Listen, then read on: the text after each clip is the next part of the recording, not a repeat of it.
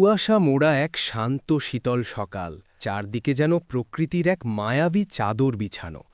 পথে যেতে যেতে চোখে পড়ল জীবনযুদ্ধের নানা চিত্র। কেউ মাথায় করে জ্বালানি নিয়ে ফিরছে, কেউ বা ব্যস্ত সকালের প্রাত্যহিক কাজে। নদীর পাড় ঘেঁষা এই কুয়াশাচ্ছন্ন দৃশ্যগুলো দেখলে মনে হয় সময় যেন এখানেই থমকে আছে। চলুন আমার সাথে আজ কাজ থেকে উপভোগ করি কৃষকদের সেই অক্লান্ত পরিশ্রম আর পরম মমতায় ধানের চারা রোপণের সুন্দর কিছু মুহূর্ত। গ্রামবাংলার এই রূপ কি কখনো পুরনো হয়? আসসালামু আলাইকুম। চাচা, জমি প্রসেস করতেছেন কি লাগানোর জন্য? ধান লাগার মালিক।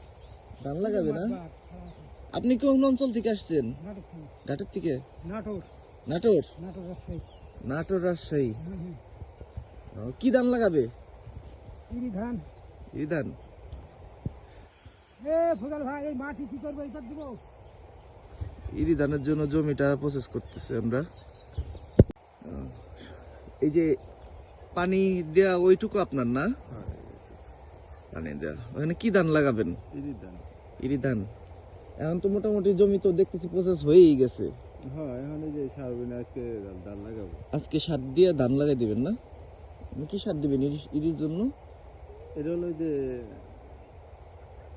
এটা হলো কি সার জানো, যে কালারটা আর হলো লালটা। কালারটা লালটা, কিন্তু সারের নাম জানেন না, খালি কালার চিনেন না? আচ্ছা, এখন ইরি ধানের এই সময় সবাই দেখতেছি ইরি ধানটাই জায়গাটা প্রসেস করতেছি ইরি ধান লাগানোর জন্য।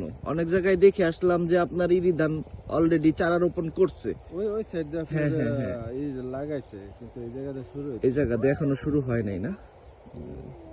ঠিক আছে ভাই, ধন্যবাদ। হ্যাঁ, আর এক সময় দেখা হবে। আপনার ধান লাগান, আবার আসবে ইনশাল্লাহ। আল্লাহ হাফেজ। মাঠে ইরি ধান লাগানোর প্রস্তুতি চলছে পুরোদমে। কৃষকদের এই পরিশ্রম সার্থক হোক সেই প্রার্থনাই করি।